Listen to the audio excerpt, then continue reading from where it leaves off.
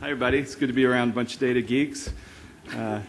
Speaking of geeks, has anybody checked out the technology that guy in the back of the room has? I mean, seriously, the guy he's got a Pioneer DJ turntable. He's got Wired magazine laying there.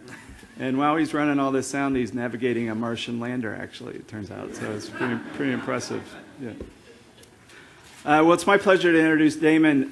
So I'm a hometown boy. I was raised on Skyline. I'm a Bearcat, and I did spend the last 3 years in D.C., lived on the Hill, walked across the Capitol steps, and was in the Supreme Court when Justice Roberts heard the final ruling on the health law, and this was a huge honor to do it. And what I learned is that those bureaucrats, they're not all bad up there, actually, it turns out. And I met some really cool people, and so I'm going to introduce one. I've got his official bio, which is all the fancy stuff he does. But Damon and I actually work together in D.C., and so I'm going to personalize this man for you real quick before he gets up here, and then I'll give you the quick sketch here. 2 interesting stories about Damon. One is his wife is a lobbyist for the record industry, which means he's at the Grammys every year, which is pretty cool, right? Who wouldn't want to do that? Number 2 is, and he might even share more details about this story because I won't give it justice, but was adopted and separated from his mother at birth, and over the course of his adulthood, took it upon himself to try to close that gap, and found his mother. And turned out she worked like a couple blocks from 2 blocks from two blocks from our office, and so there's stories in the Washington Post, right? And there's kind of a big thing people in D.C. followed for a period of time about Damon and his mom. And I actually met her. She's a wonderful woman, and it was a neat story. Anyway, okay. So now officially, Damon. You're not supposed to start off an introduction by bringing the speaker to tears. So just a quick side note for your future introductions. Thanks. Okay. Look, he loves his wife. What can I say? So proud of his lobbyist wife. All right. So Damon is the director of the Health Data Initiative at the Office of the Chief Technology Officer at the U.S. Department of Health and Human Services, responsible for leading the department's efforts to promote Health Data Initiative, a movement devoted to implementing policies directed at improving access to federal data sources. So you heard his comment, and you're going to hear more about that.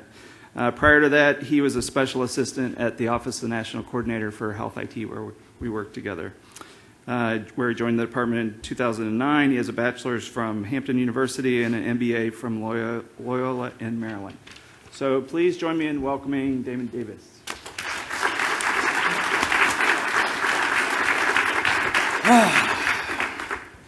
Little moment to recover there. Thank you very much, Craig. Craig has been awesome in introducing me to many of you, and I will tell you, I've heard some awesome introductions from Craig to me, so I think what we'll do is make Craig's card available at the back of the room, and if you need him to introduce you at any event in the future, you can have him come out and kick you off. So since the thing about my mom came up, I'll just tell you a couple of quick interesting tidbits. She lived not even 15 minutes from me when I was growing up, so we were going to the same shopping mall, which was kind of funny. We also attended the same university, which was really fascinating. I went to a historically black college named Hampton University on the eastern shore of Virginia. And turns out, many, many decades before I went there, she attended there too. And there are many, many, many interesting coincidences between us, but it was really, really sort of a fascinating story. So thank you very much, Craig. Thank you to the Foundation for a Healthier Kentucky and to Interact for Health for the invitation to come and speak today. I'm really excited to see these kinds of localized events where we're talking about the uses of data in their various ways. The geospatial impacts of the things that were said before are just, it's so fascinating to see the different ways that data is utilized. So I'm going to tell you a little bit about what the federal government is trying to accomplish in its open health data initiatives. Again, I work at the U.S. Department of Health and Human Services. I previously worked in the Office of the National Coordinator for Health Information Technology, where we were focused on electronic health records adoption and incentivizing that adoption to modernize our healthcare system. I specifically worked in our consumer eHealth program, where we were focused on how an individual can interact with the health IT-enabled system. So I have some really interesting experiences at the department so far, But really, the most current thing has been probably most applicable to sort of my technical background in that it's all about the data and its various uses. So just as a quick bit of history as to what I'm talking about, I represent our Health Data Initiative, which is basically represented by a platform online called healthdata.gov. And healthdata.gov is a platform that allows us to catalog the various data assets that are available from across the department. And so when you think about those data assets, this is Food and Drug Administration, Centers for Disease Control and Prevention, National Institutes of Health, and many of the large names that you know as almost their own brands that fall under the umbrella of the U.S. Department of Health and Human Services. And so one of the things that happened a long time ago, well, 2010, 4 very long years ago now. But one of the things that happened in 2010 was there was a really interesting conversation that happened around a very small conference table with about maybe 40 people. And they basically said, look, the data that the department has is really solid fuel that can be utilized for many, many innovations across the healthcare system. We have to get that data out openly available where it can be utilized by the innovators who are clamoring to get their hands on it. They've got interesting ideas. They know what they want to do. They just don't have the data resources to make this happen. And so what happened at that meeting was they realized they had an opportunity to point to at least 25 data sets that they could quickly liberate on data.gov at the time. And based on that liberation, they were able to say, all right, let's see if we can create a challenge that is going to have these folks, come to these data sets and try to utilize the data in as many creative ways as possible, which amounted to the first Health Data Palooza, the sort of child of the Health Data Consortium, which Dwayne Spradlin spoke about earlier this morning. And so that first Health Data Palooza has now has grown exponentially into over 2,000 people who attended the last Health Data Palooza back in June. Many of them in the room, some of them online, but from all across America, from all different parts of the healthcare and human services delivery system, and actually some international participants as well. There were folks from the United Kingdom who brought a solid contingent of those who are working on National Health Service open data initiatives. Now, healthdata.gov has expanded quite a bit from its original 25 data sets to being on track to surpass 1,000 data sets cataloged on the platform. So it's a really exciting time because you can really see the proliferation of all of these different innovations and the disruption in healthcare and human services based on the availability of the data. And I'll talk to a couple of examples of some of the creative ways that the data is being utilized. So I'll just tell you quickly that the mission of our Health Data Initiative really is to help to improve healthcare and human services delivery by harnessing the power of open health data to foster the innovations that I've already talked about. The goal is to make the data openly available and disseminate it broadly across the health and human services ecosystems and continuously educate internal and external participants in all of these different endeavors on the various uses of the data. How has it been utilized? How was it collected? And what are the different insights that you might be able to gain from it? So taking a step back now, we've talked about the fact that there are nearly 1,000 data sets cataloged on the platform. But one thing you have to recognize is that our approach up until now has been get all the data that you can from wherever you can and get it cataloged on the platform. We've now taken sort of a step back and we tried to rethink what the strategy really is for the Health Data Initiative. What is it that we're actually trying to accomplish and where are the data assets that are going to be supportive of accomplishing those goals? So we have a new Health Data Initiative strategy and execution plan online. You can find it at healthdata.gov/blog. If you were to look for my name, you would see the entry there. And basically it outlines these 5 goals, the 6th of which is basically measuring the first 5 goals. So I'll talk you through a couple of these different things. First is advancing healthdata.gov to a more usable and a technologically advanced platform. We want to make sure that people are coming to the platform and are able to utilize it very easily. We want to highlight the departmental assets that are actually supportive of the department's own strategic goals. So we've got strategic goals that are laid out at the department level. We've got whole masses of data that we've been trying to liberate. But we want to make sure that we are actually focusing what little resources we can muster on liberating the data assets that are actually in support of those strategic goals. so that you, the public, can actually come and bring your insights as to what the solutions to those strategical challenges are. We want to educate, as I've said. We want to bring new entrants into the healthdata.gov platform and into the open data sphere, but we also want to continue to educate both our internal and external stakeholders, as well as some of the older or more seasoned users of the data about its availability. It's a vast data store, and there's a lot to be found there. We also want to incentivize the marketplace to utilize the data. Some of the things that are happening right now is there's all this open data, and it's really challenging to figure out, how it is that I engage with the system. Can I use the government's data without having to pay some kind of fee, et cetera, et cetera? I'll tell you that most of the data that is cataloged on healthdata.gov is in fact free, and it's available for you to utilize. Many data sets are actually up there in what are called APIs, application programming interfaces, which make it easier for your machines and your innovations to interact with the data on a regular basis. So there's a lot of that sort of easy interaction that's happening right now. And I'll go into a little bit more detail on some of these things. Finally, there's sort of the implementation of the administration's goals for open data. So you've heard that Todd Park used to be at the U.S. Department of Health and Human Services as the CTO. He's now the U.S. CTO, and basically what he did was he took the model of open data that he opened up at HHS and said, we can do this everywhere. So what you're going to start to see is open data initiatives out of Treasury, Department of Justice, USDA, and so many other departments across the government, so that it's not just in the healthcare sphere that you're seeing these broad innovations, but the public is being invited into these data assets from across the government. So I'll talk quickly about a couple of bullets on each one of these slides, but I won't go into everything because there's a lot of information that we could get into, and I want to make sure that we have a robust discussion at the end of the talk here. But the idea of improving the platform really has in it some core components that are going to make things a whole lot better.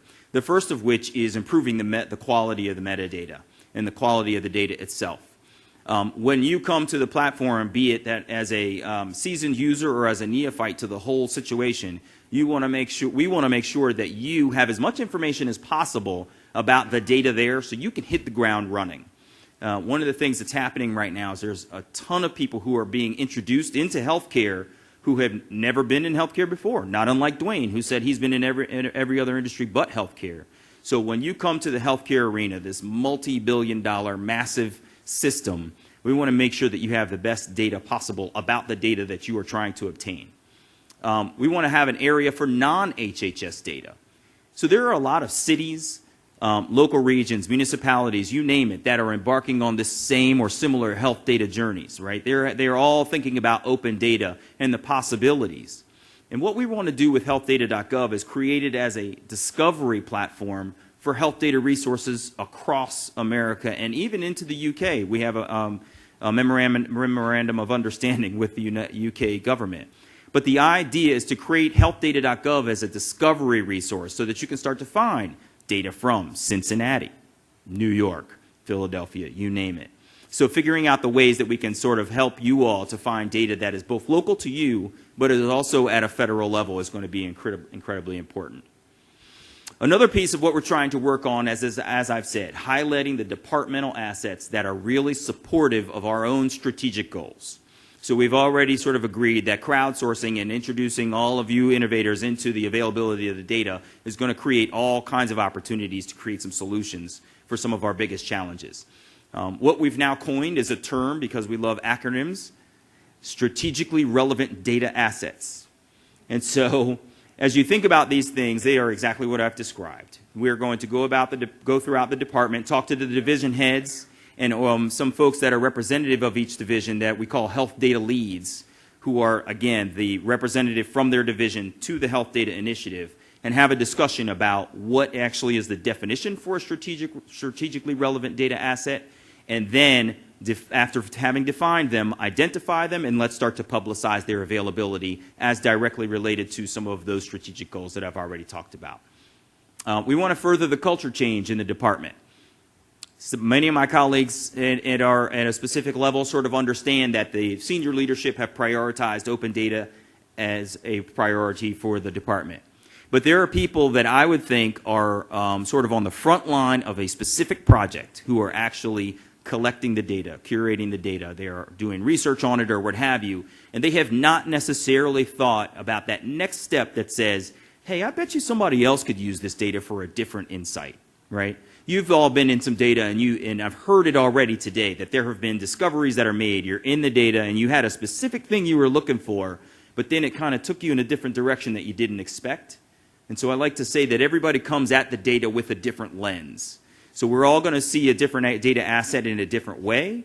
We need to make sure that those people who are on the front line and actually doing the data work are thinking, man, I should really catalog that on healthdata.gov because I know somebody could use it for X, right? I've also talked about a little bit about educating new and existing external and internal individuals in the participants in the human services ecosystem. Excuse me. We want to spotlight the value of open data as really being something that can be transformative in healthcare. The idea that we're going to get to better quality of care delivery, you can't get there without the data. You can't get there without the engaged patients that are going to have information about their own issues, their own care needs. So the data is going to be extremely, extremely important writ large across healthcare transformation. We're also going to be trying to, as I've already said, working on some of the machine-readable formats that are going to make it so much easier for you to utilize the data in a much more streamlined way.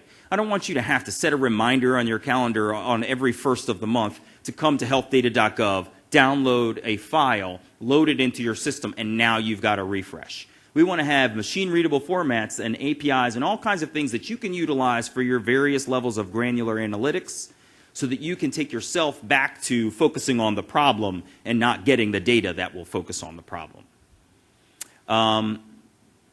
We want to develop use cases for internal marketing approaches to how to talk about the data. So you heard me come to the microphone earlier giving Pat the example that USDA would really love to know his story because that helps us to talk about the various ways that the data is used. We've got 1,000 data sets that are cataloged on the platform.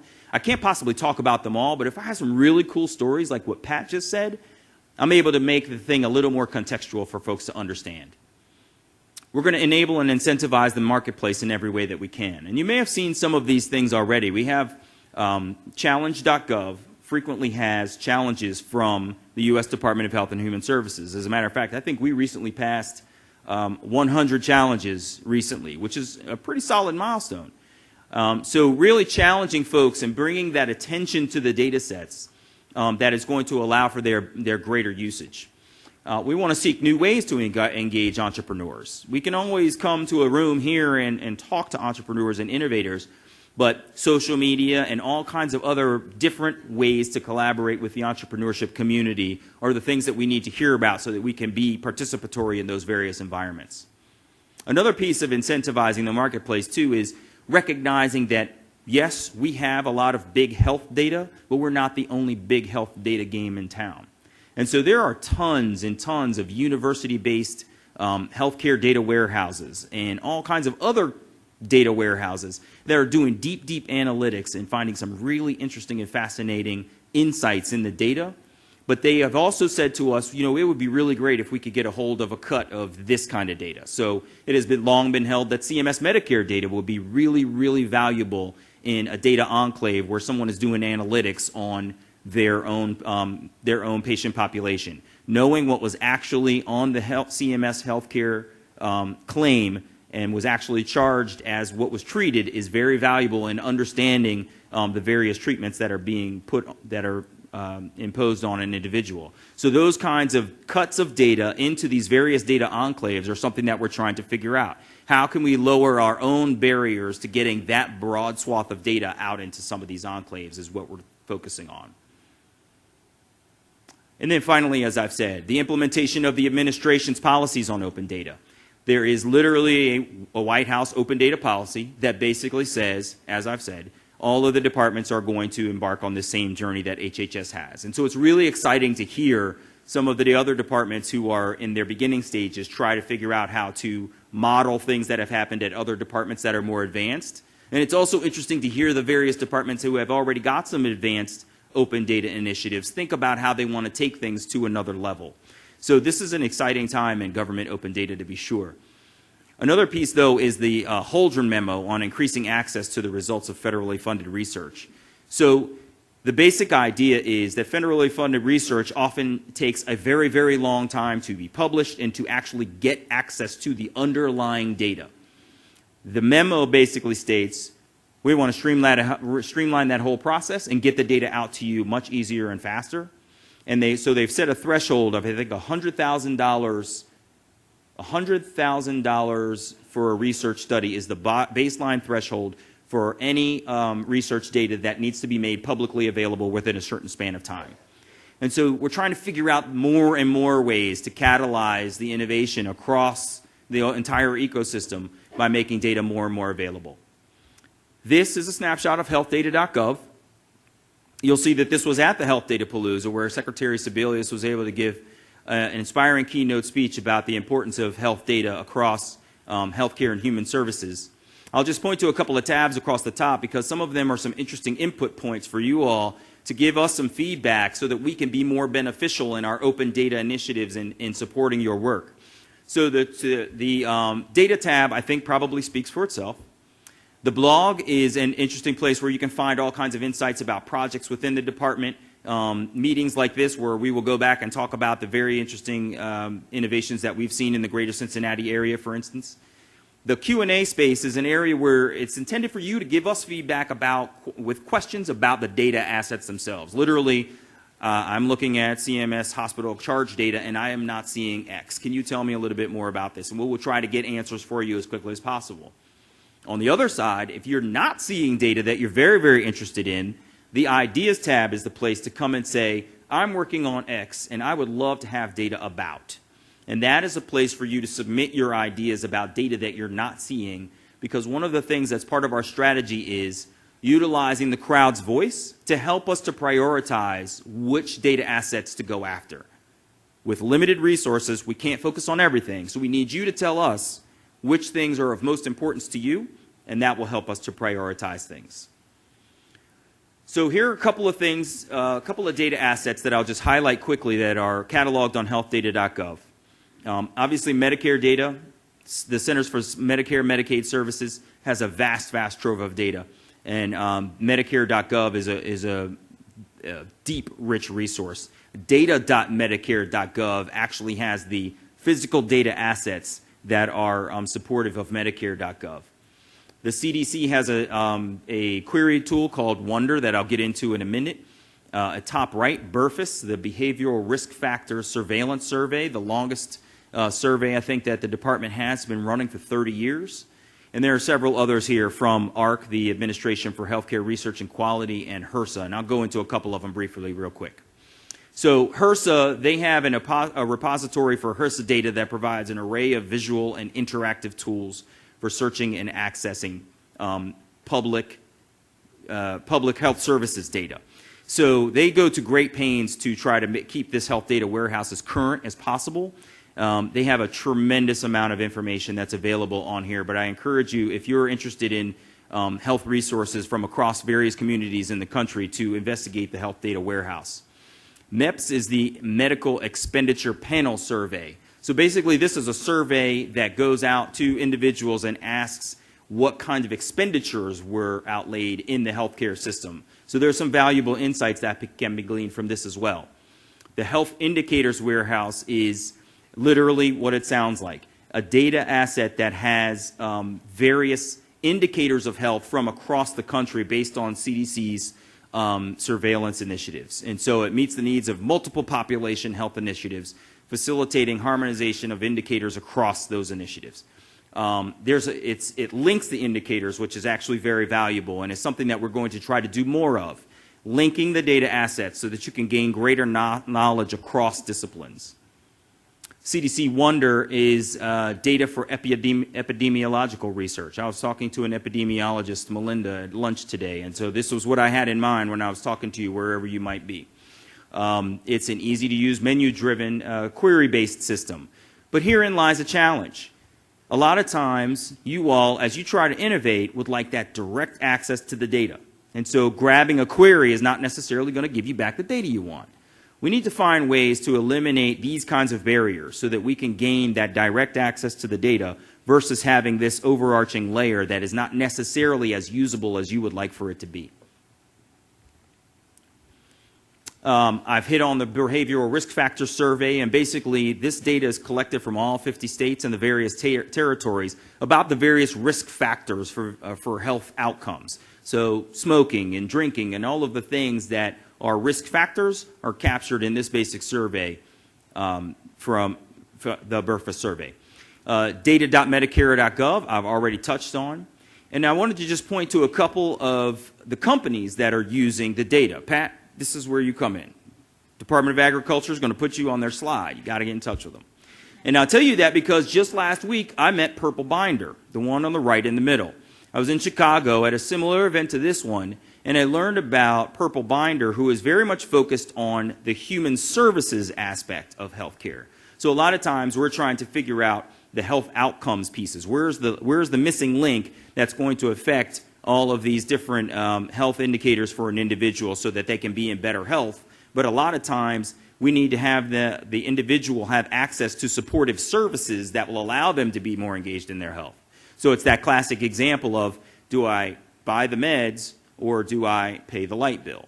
And so what Purple Binder is doing is aggregating and cataloging human services that are available in various communities so that when they have their social services people out and about, they're able to quickly say, oh, I see that you need such and so services, be it power for the light heat program or all kinds of other supportive services that will allow you to focus on your health care and less on the alternate determinants of health.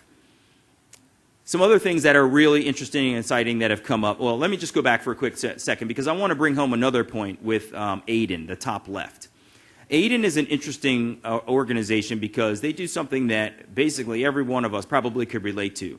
If you've been in the doctor's office and they say, I need you to take this referral and go to another provider, and they will slide you a list.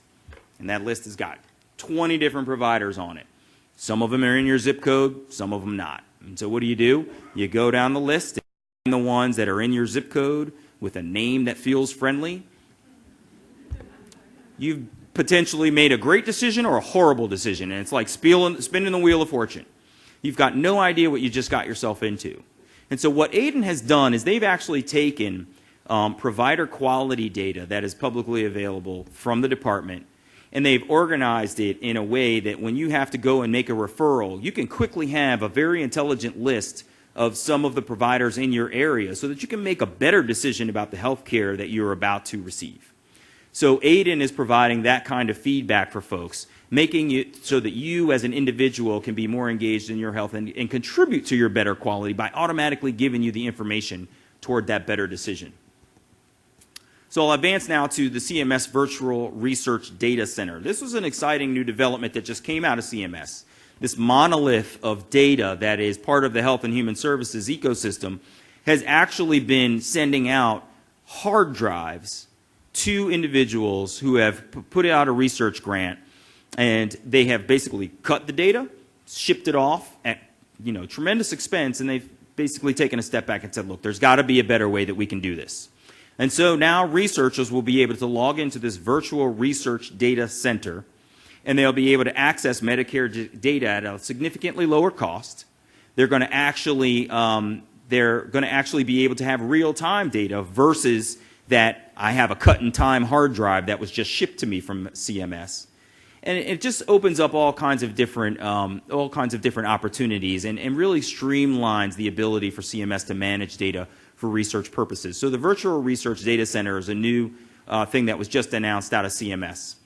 A couple of quick other updates, and I'm not sure how much you'll really care about these. So the CMS Provider of Service file is an interesting file in that it actually details the different providers that provide various kinds of services. So primary care providers, nursing practices, skilled nursing facilities, etc.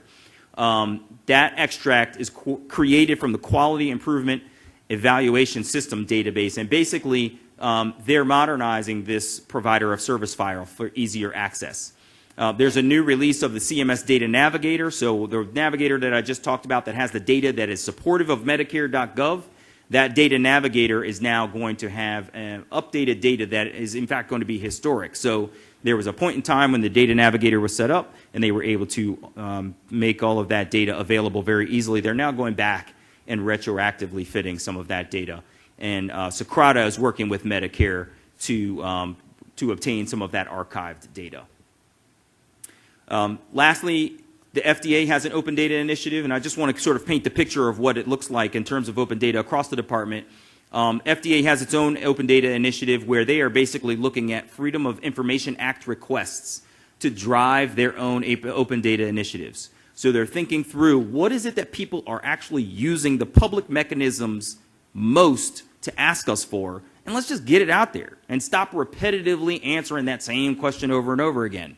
So many organizations across the United States, federal governments, state and local municipalities are actually very much considering the FOIA request process as a prioritization of the data that they need to liberate in their own open health data their own open data initiatives. The FDA is also looking at a couple of other interesting key topics. Adverse events reporting, drug recalls, and structured product labeling are three sort of challenge areas that people are constantly clamoring the FDA to make better, and they're looking at how they can make those things better. Finally, I'll just tell you quickly that the NIH, the National Institutes of Health, has a big data to knowledge initiative right now. And so they're focused on multiple different categories of problems that they need to solve. But some of them I've already talked about. Locating the data, getting access to the data, extending the policies and practices that are going to make data sharing more viable. So NIH is very much considering at a very root level what it is that they need to do to make their own data more openly accessible. And so they've got individuals who are going to be filling some new positions that are specific to the Open Data Initiative at NIH that are going to help to propel the whole thing forward. So I hope I was able to sort of paint the picture of what the federal landscape looks like in terms of open health data, and I'd welcome any questions from any of you about this. Thank you.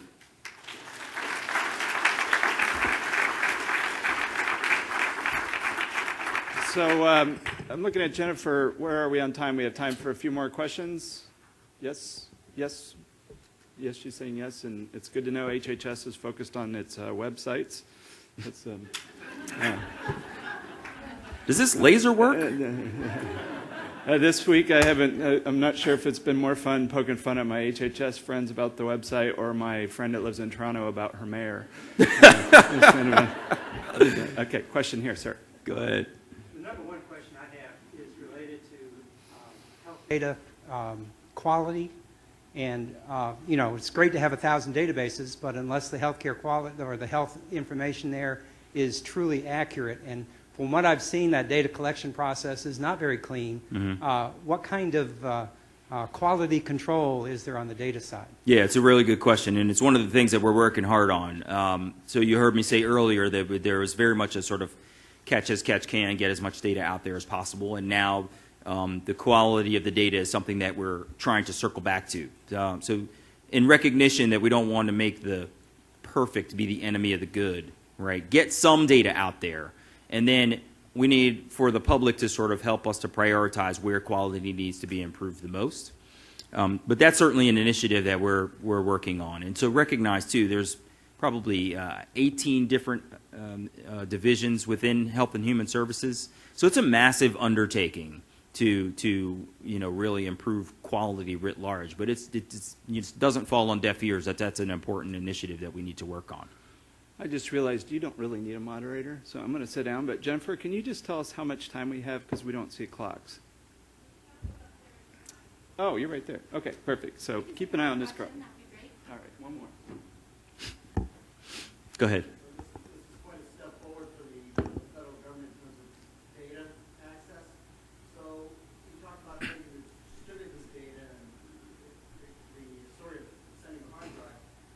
Have you considered using things such as Amazon Cloud Services type of architecture to build an instance of a data warehouse or a data mart and be able to use analytics, you know, take tools from your cloud without actually transferring it to us? Yeah. That's a really good question, and you raise an awesome point. And fortunately, I'm able to say yes. The FDA, one of the last open data initiatives that I talked about, has a new plan for creating basically a sandbox of data that people can come into and toy with, mash up the data, which is really kind of exciting. I don't know the specific details on it, but I'm happy to connect you with those folks if you'd like to learn more about it, because I think it really is sort of an interesting step forward in recognizing that we don't just want to hold and house data, but we want to put it into a place where it can be utilized for all kinds of interesting mashups. And I couldn't help but think, if the tree data was overlaid with the, the poverty data and overlaid with the bus routes and the groceries and all that, I mean, it was just really sort of insightful. There was some real insights available in thinking through some of those mashups, and we've got all the data assets right there in a row. It would be really cool to be able to just dump them into one spot and allow somebody to really to hack at it. So, are there other questions? Hi. How are you presenting data like hospital metrics, adverse events, things like that? How is that presented on the website? So, are you talking about quality data? There's a hospital compare database. Yes. Is that what you're referring to? Elaborate on that. Because I'm still kind of new to this and I haven't seen it. So. Yeah, unfortunately, I'm not an expert in the hospital compare data. I just kind of know that it's there and being utilized for that very thing. Literally, here's how one hospital stacks up in these various categories. But it's a robust set of information. Does anybody here use the hospital compare data for anything? Do you want to speak a little bit about how you use it and what it's? Yeah, it's pretty widely used. That's why I crowdsourced this answer, because I just want to say thank you, because I've worked with a lot of the federal data for 3 or 4 years now, and you've seen a huge transformation in the access and the usability of that data. And so with the hospital compare, you can really start to overlay, even within certain small geographies, different types of levels of services at different hospitals. And like you said, there's just a ton of metrics you can do. Mm-hmm. And what you can also do with that is compare it to other like populations across the country. Mm-hmm. Benchmarking data was sent. Yeah, the benchmarking data. Mm-hmm. And where is that? How are you getting that data? How are we getting it data? Yes, how are you getting that type of I don't know the specific source. I mean, I think I don't know the source, and I'm not going to speculate on it. But I'm happy to get you some answers if you'd like to email me. Are there other questions? Is that it, Rochelle? Yeah. Thank you guys very much.